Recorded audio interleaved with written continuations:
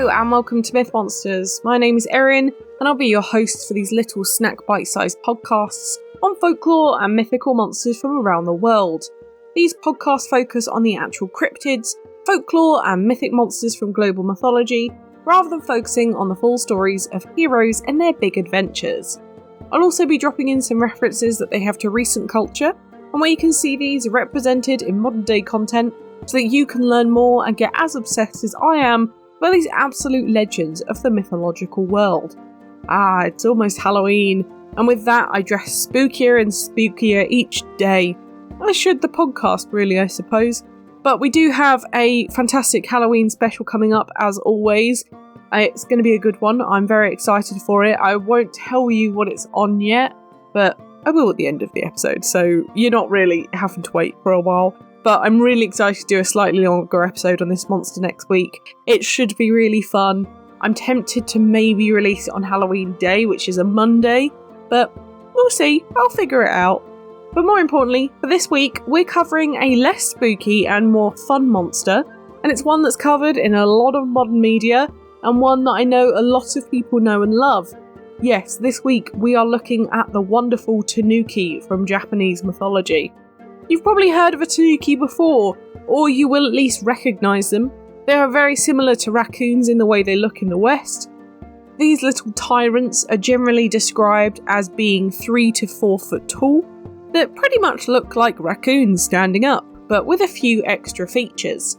Their eyes are considerably larger than their real-life counterparts for aiding perception and decision-making, and are always noted to be smiling at whoever they are looking at. They're also said to have a very large tail which provides them with steadiness and strength, but is much larger than a normal raccoon's, and a super overpronounced belly. This apparently gives them bold and calm decisiveness, and they actually drum on them, making a pom-poko-like sound, which is said to be like another mystical phenomenon in Japanese folklore, the Tanuki bayashi, which is a mysterious sound that no one can track down. It's even named after them, but it is debated on whether this is the same thing. But either way, they smack on their little tum-tums and it makes noises. How wonderful is that? However, their most famous feature is that they have massively oversized testicles. Yes, you are not mishearing me. Testicles. They symbolise financial luck, and I had the unfortunate luck of seeing a video of a Tanuki using their testicles as parachutes, as they are said to be multi-use and not like the delicate testicles of normal animals or humans. That wasn't a cartoon, I will make that clear. They don't really do that in real life. They are also known to use them as, say, backpacks or even drums to accompany their belly.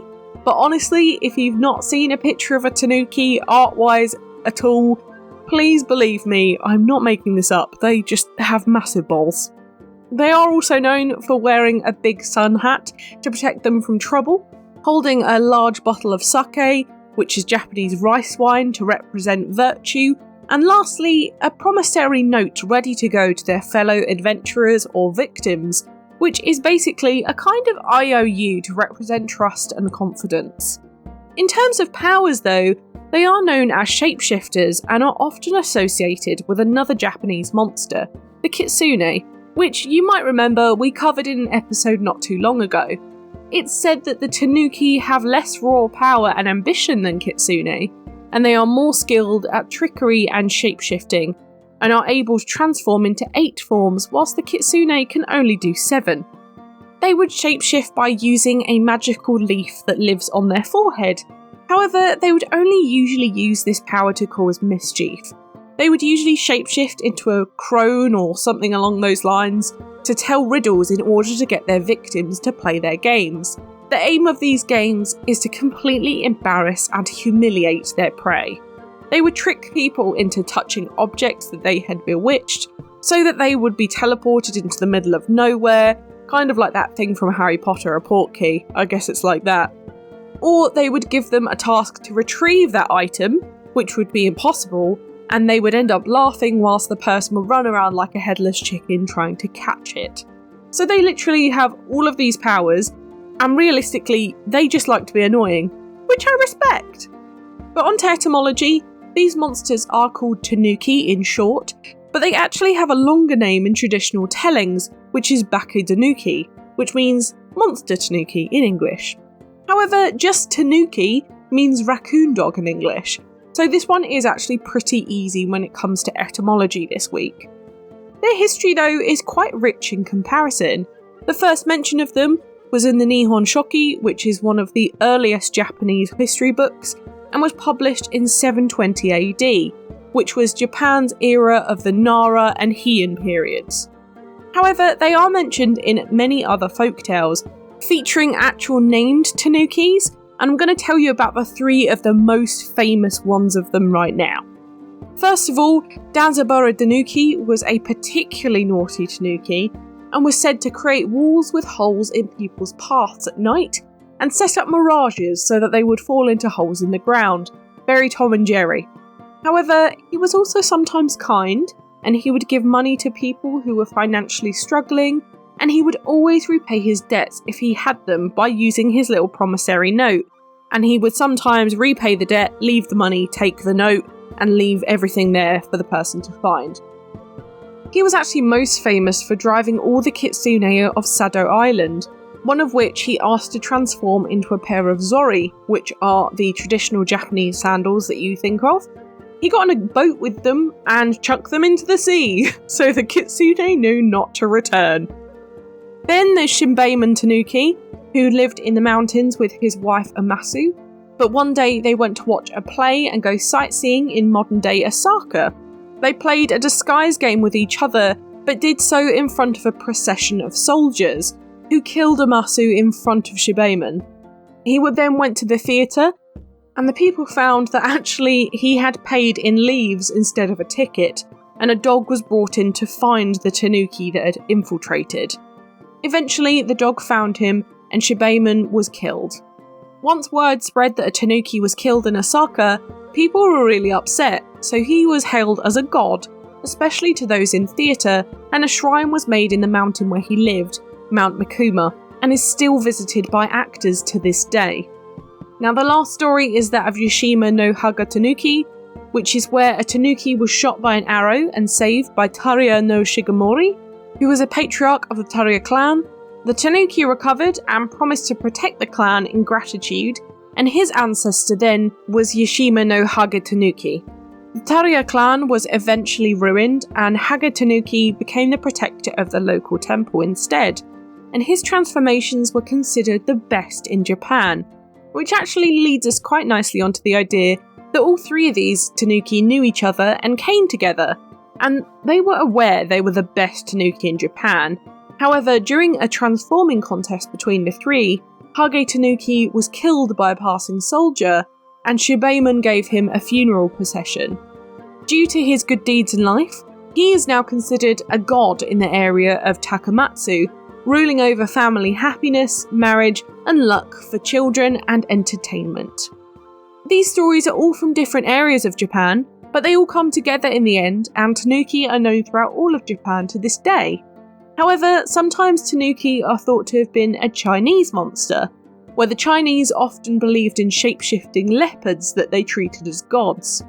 Now, Japan didn't have any leopards, so they tried to use anything they could, such as badgers, wild boars, cats, and weasels, but eventually the fox and the raccoon dogs became the most magical animals revered in Japan, becoming the Kitsune and the Tanuki respectively. But when Buddhism became big in Japan, creating deities within animals was considered extremely primitive, and only holy creatures within the Buddhist religion were allowed to have magical powers, which included the fox, but unfortunately not the tanuki. Therefore, the tanuki was reduced to a trickster within Japanese folklore, with laughable powers and more of a comic relief character within their society. Although this did spark the history between the two most fun aspects of this monster, which are obviously the testicles and the link to alcohol within folklore. We'll start with the booze part, because that's fun. They are very often linked with drinking, as there's a story of a tanuki paying for booze with leaves that he disguised as money, and he ran out before they could catch him. And even now, if you go to Japan, you'll often see a tanuki statue outside of bars as a sign of good luck, and actually just signage. Now lastly though, the bowls. Apparently this came about because during the Kamakura era, which was between 1185 and 1333, goldsmiths would use Tanuki pelts for hammering gold nuggets into leaves, as they were considerably tough skins to work with, and thus could turn a tiny nugget of gold stretched across a whole room, making this massive amount of gold leaf, creating this idea that their loose skin would have the same quality, and therefore their testicles also became pretty resilient and easily stretched to a large size. So you can kind of see where the matchup goes here. But there is a song about their nuts too, so please enjoy my rendition. Tanuki's bollocks, even without wind, they swing. That is probably the closest I will get to swearing in this podcast. But this is meant to be sung to the tune of Shall We Gather at the River, which I tried to sing along to and it didn't work whatsoever, so that's what you've got. The last thing though is these real life comparisons. The actual Tanuki are Japanese raccoon dogs, which I've mentioned a few times, and actually as much as we want to say that they are full-on Western raccoons, they're a little bit different. They are certainly canine, but they're much fluffier and much more like wolves and foxes, and they're not even slightly related to raccoons either, which is pretty wild. They're skilled at climbing trees, they live in monogamous pairs with their kids, which is pretty cute. However, they are considered invasive in Europe after they were introduced in Russia to help with the trapping trade, and sadly they are now hunted for their pelts in the fur trade as well. They're actually one of the most ancient canine species in the world, and are considered basal, which means they are the most similar to their ancient ancestors, so much so that there were even fossils of them dating back to the Pleistocene era, which was 2.5 million years ago. So your dog is actually more likely descended from these creatures than anything else, and certainly would have looked like these all those years ago. Now, onto modern media, there's actually quite a lot for these monsters. I guess it's because they're quite mischievous and fun, and they've got some great features. They're a pretty good one to feature in TV especially, I imagine. Now for art, of course you can probably find these on tapestry, but you're most likely to find this monster in statues rather than physical art throughout Japan. But there's an amazing tapestry print such as Tanuki by Seiken Toriyama for some really great examples of traditional sets for these monsters. Or you can have a look at wonderful independent stuff for this one too. The art I used in advertising this week was by Sergio Montoya, who makes some amazing monster and zombie art online. This picture was just so perfect to sum up the Tanuki. I thought it was excellent, so do check that out if you haven't already. In movies, we only have two, very few for us, with Pompoko and Zootopia. Whilst in contrast, for TV and video games we have absolutely loads, and I've had to really shorten these lists. So we have for TV, Kamen Rider Gets, Ninja Sentai Kaku Ranger, Mighty Morphin Power Rangers, Mao Mao, Heroes of Pure Heart, Takaru, Yu Yu Hakusho, Yaiba, Shaman King, Yuna and the Haunted Hot Springs, Time Bokan, Sengoku Chuju Giga, One Piece, Naruto, My Hero Academia, Ome, Tanuku ni Naranika, Kemono Yihen, Anpanman, Ayakashi Triangle, Beast Wars Neo, BNA Brand New Animal, Inuyasha, Gagure Kukuru-san, and a bunch of loads of animes here, absolutely loads of them. It would take me forever if I listed all of them, so this is my attempt. That's it. In video games though, we have ones such as Animal Crossing, Jitsu Squad, Kirby's Dream Land 3, Samurai Warriors, Sonic the Hedgehog, Splatoon, Super Mario 3D Land, Touhou Project, Go-Go Smile, Monster Sanctuary, Pokemon, Kiki Kai Kai, Tanuki Justice, Street Fighter 3 and 4, Shadow Tactics Blades of the Shogun, Sengoku Rants, Star Fox 64, Paradius, Shin Megami Tensei, Team Sonic Racing, Smite, Muramasa the Demon Blade, Musya, the classic Japanese tale of horror, The Legend of Zelda, Final Fantasy, Yokai Watch 2, and Gourmet Warriors. My book recommendations this week are actually the same as most of my other Japanese monster episodes. I'm going to suggest the wonderful Yokai series by Hiroka Yoda, including specifically Yokai Attack, the Japanese Monster Survival Guide, and Yurai Attack, the Japanese Ghost Survival Guide. They're amazing books. I don't know what else to say to you. I recommend them every time because I genuinely believe that everyone should read these if they're into Japanese ghost literature. It is so fun. It's so well covered, illustrated beautifully. I really, really recommend them if you're into the ghosts and ghouls from this mythos. They are amazing books. Now it's time for Do I Think They Existed? Well, we all know that the Tanuki do actually exist. Those are those lovely little raccoon dogs I mentioned earlier. So they are definitely out there and about in modern Japan, and you might even see one in Europe somewhere, or in a zoo too. Of course, if you do see one outside of Japan, it's probably being hunted, so maybe call like animal control or something. But either way, I really like the idea of this funny little helpful yet mischievous little yokai. It's so good, and really a welcome change to the monsters we've already covered from Japan. Although it certainly depends on the tricks the Tanuki is playing, of course. Although there aren't many monsters that have the powers to use their testicles, so it's definitely a first, and maybe it will be super unique. I've honestly not looked at other monsters with testicles, not with pronounced testicles, so we will certainly see. I do really like this one though. The first time I heard of them, I was playing the Mario games as a kid, and seeing the Tanuki suit that Mario, Luigi and Peach could wear. I just thought they were raccoons though, to be completely honest. We're very much exposed to that in the West, I guess. But fun fact, and I'll let you in on this, I always play as Peach if you play Mario games with me.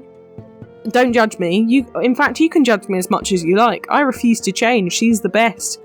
But what do you think? Do the Tanuki still wander about in modern day Japan outside of the raccoon dogs? I would love to know what you think. Let me know on Twitter.